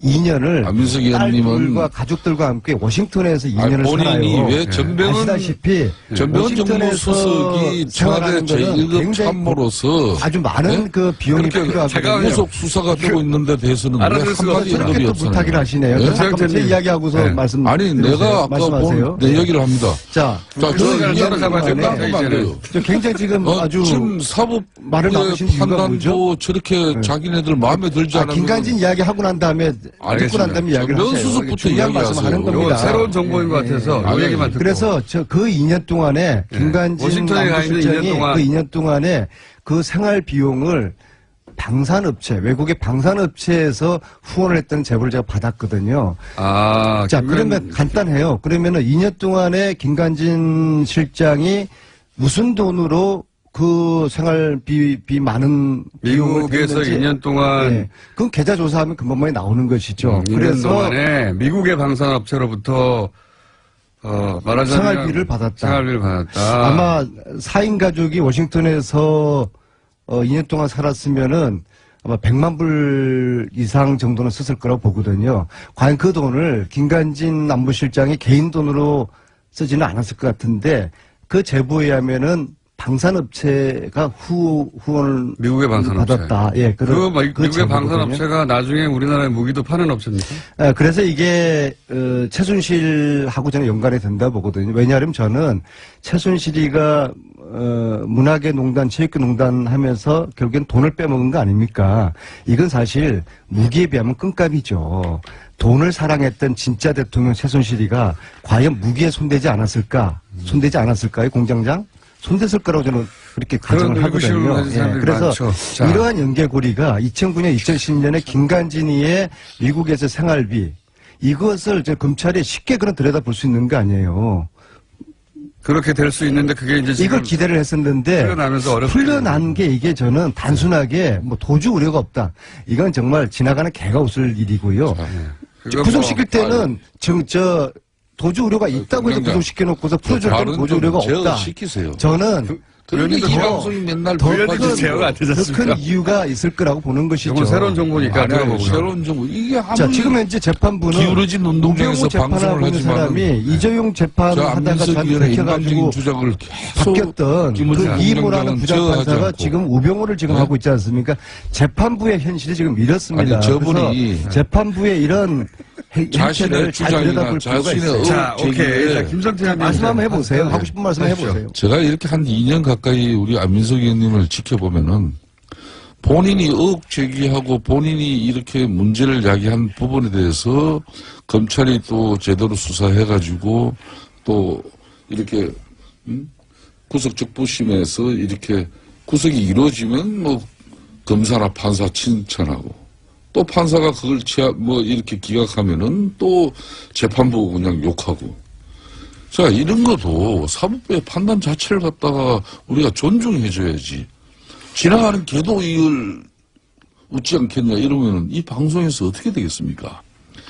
김관진 실장은 그래도 대한민국의 군인으로서 대한민국 국가 안보를 위해서 평생을 바친 분이에요. 예? 새로운 의혹 좋습니다. 미국에서요, 뭐 어떤 의혹, 그 의혹은 다시 대한민국 검찰에 제보를 받은 게 있으면 제공을 하세요. 제공을 하셔가지고 당당하게 또 검찰이 수사를 해서 잘못이 있으면은 또 처벌을 받을 수 있도록 하면 되는 것인데, 근데 대체로 제가 요 근래 이렇게 보면은 안민석 의원께서 제보를 받고 요 근래 의혹 제기하는 부분은 거의 헛발질이에요. 예? 김광석 씨 부인 서모 씨 건도 뭐 그것도 헛발질 된 거고 대한민국 국민들이 다 알죠. 예? 뭐 그 얘도 저는 너무 많이 알지만은 방송 관계상 또 괜찮습니다. 이야기해보세요. 또 뭐가 있는지. 자, 서해선 씨 그래서, 진실의 신만이 아는 것이죠. 그러니까 아까 이제 고위공직자 저를 검찰이 고발해야지 이명순에 뭐 쓸데없이 뭐 권익위원회 권익위원회가 인권위원회 왜 저 이야기 검찰에 들어보세요. 고발하세요 검찰에 그 안철수 의원도 왜 세순 씨 보고 검찰에 안민석을 고발하라고 아니 그러세요. 그러니까 안철수 의원이 그렇게 한동안 또 두 분의 간의 관계를 개선하기 위해서 왜 그 전부 고소를 취하했어요. 근데 얼마 전에 다시 또 고발됐잖아요 안철수 쪽에서. 안철수 의원을 얼마 전에 만났는데 이건 자기가 납득하고 이해가 되지 않는 정치 행위를 한다는 거예요. 서로 이해가 안 가요. 안철수 대표가 저를 이해를 못한다는 얘기입니까? 제가 우연찮게 국회 본회의장 로텐도홀 밑에서 만났는데 그 얘기를 하더라고요. 그래서 제가 하는 이야기는 아니 말 한마디 최순실 재산 환수 그 몰수 특별법 국민당이 소극적이다라고 이야기를 한 그것이 안철수 쪽에서 저를 검찰에 고발할 만한 그런 문제입니까? 그렇게 하면은 국회의원들 그냥 뭐 밤낮 고발 당하는 것이죠. 제가 이야기한 거는 국민당에서 아무런 액션이 없으니까 소극적이라고 이야기를 한 건데, 근데 작년 11월 달에 자신들이 그 특별법을 당론으로 발의했다고 그러더라고요. 공장장. 알고 계셨어요? 지금 그 얘기는 몇 아무도 번이나 몰라요. 하셨기 때문에. 아무도 몰라요. 예. 아무 일도 하지 않았으니까. 안철수 그래서 대표 소극적이었다고 예. 이야기한 것이 검찰에 고발을 당할 그런 사안입니까? 자, 세 번째 그만 좀 검찰 하시고. 고발을 당하고 있어요. 안철수 자리 좀 측으로부터. 바꾸세요. 자, 그러면은 안철수 의원을 앵커를 시키고 안철수 대표 말 개인이나 나온 정당 간에나 말 나온 고소 고발은 김에 최대한 자제해야 되는 것이죠. 바른정당과 국민의당 통합 얘기도 잠깐 해봐 주시면요. 1, 2당의 입장에서 이 지금 3, 4당 간의 통합 논의에 대해서 어떻게 보십니까? 기본적으로 저는 네. 남의 집안일에 이러쿵저러쿵 하고 싶은 생각은 전혀 없지만요. 항상 해왔었죠. 자, 지금 이 문제의 출발점은 예. 안철수의 위기의식으로부터 분석을 해야 됩니다. 무슨 말입니까? 자, 지금 이대로 안철수 대표가 중심이 된 국민당이 내년 선거를 이대로 치를 수 있겠습니까? 전패할 거예요. 전패하고 되면 지방선거 이후에 안철수는 설 땅이 없는 겁니다. 정치 완전히 물러나야 되거든요. 그런 위기감에서 안철수 대표가 지금 좌충우돌 하고 있는 겁니다. 자, 자한당하고 바른당하고 국민당은 뿌리가 틀리잖아요. 여기에 통합 연대 그런 이야기들을 막 아직 하고 5분 있는데요. 남았고요. 평상시대로 5분 가지고 한 10가지 정도 얘기하시죠. 저는 어쩌면은 안철수 대표가 보수 정당을 기반으로 해서 추후에 대권 후보에 대한 구상을 하고 있을 것이다. 그런 얘기도 있습니다. 그래서 빅텐트, 자한당과 바른정당까지 묶어서 후보가 되려는 그러한 욕심을 가지고 있을 것이다. 지방선거에서 자유한국당이 잘 안 되면 네네. 자유한국당에서 이제 대선 후보가 없구나 생각해서 나오는 분들과 이제 자, 이제 저는 여기 그만하세요. 대해서 자, 잘 여기 대해서 있습니까? 국민당 내부의 호남 출신들은 택도 없는 소리라고 하거든요. 그래서 네. 제가 볼 때는 국민당은 이미 심리적으로 분당이 돼 있는 상태입니다. 자, 이제 아니. 자, 그러면 자유한국당 입장에서 그걸 어떻게 바라봅니까? 우리 아내님이 지난주는 좀 집권당 중진위원으로서 이렇게 품격과 품위도 지키시면서 했는데. 요즘 디거넛 엘리간스. 그러니까. 이 스탠스를 아니, 제가 유지하고 있어요. 한 주 만에 또 이 사람이 확 빼놨어요. 180도로. 김관진 에? 풀려나니까 제가 제정신이겠습니까? 이게 말이 됩니까 이게? 아니, 그러니까 김어준 공장장님. 그렇지 않아도 이 기울어진 제가 운동장에서 김관진 방송을 붙잡고 다시 하는데 집어넣을 겁니다. 정신 상태가 저렇게 불안정하고 안 좋을 때는 방송국이 출연시키지 마세요. 예? 정신 감정이 필요한 부분이에요. 그러니까 일단 와가지고 얘기를 해야 알 수 있으니까. 대한민국 방송 중에서 가장 방송진위원회에서 제재를 많이 받고 있는 방송이 이 방송 제재를 아니에요? 많이 받고 있지 않습니다. 예. 많이 받았죠. 정치권에서 많이 주장을 하고 있습니다. 15년에 특갈비 투명하게 공개하자는 주장을 왜 아니, 반대하셔가지고 잠깐만요. 이 산화를 자, 하고 이제 있어요? 이당 입장에서 제가 좀 이야기를 할게요. 예, 이제. 이제 자, 그러면 이 제2당 입장에서 이제 3, 4당의 통합 문제에 대해서 특갈비 투명하자는 반대하는데 요 얘기 하고요. 특갈비 저분이. 안민석 의원께서 혼밥이다 뭐다 해가지고 예. 안철수 대표를 공개할 때마다 제가 대려 방송에서 균형성이나 공정성 때문에 본의 아니게 안철수 대표 변론도 많이 했지 않습니까? 근데 오늘은 제가 한마디 하겠어요. 일정 부분 어찌 보면은 안민석 의원 말씀에 동의가 되는 건데 안철수 대표와 국민의당과 바른당이 통합하면 지방선거에서 제2당으로 등극한다는 것은 이건 한마디로 아직까지 꿈을 꾸고 있는 거죠. 정치는 살아있는 생물이고 현실인데 선거 승리를 위해서는 정치는 수단과 방법을 가리지 않습니다. 그렇지만은 그 안철수 대표께서는 정치 공학적인 발상이 과연 이 안철수 대표가 이야기하는 새 정치였는지 그건 되묻지 않을 수 없는 것이고 지난 5선 동안 이 새 정치를 뭐 이렇게 지향하면서 이렇게 정치권에서 활동을 했지만은 이 시간 5년이면 깁니다. 대통령 임기 5년이에요. 그런데 안철수 대표는 5년 동안 보여주지 못했어요. 내가 MB 아바타입니까? 뭐 이런 정도의 아직 그 정치의 큰 틀을 벗어나지 못하고 있는데 그렇다고 해가지고 지금 안민석 의원이 속한 민주당은 국민의당을 늘 해치하는 같은 정당이에요. 그래서 결정적일 때는 어떻게 꼬시는지 하여튼 결정적인 도움을 받아내요. 그럴 때는 heb시 정당이고 우리는 행제 정당이고 협치요.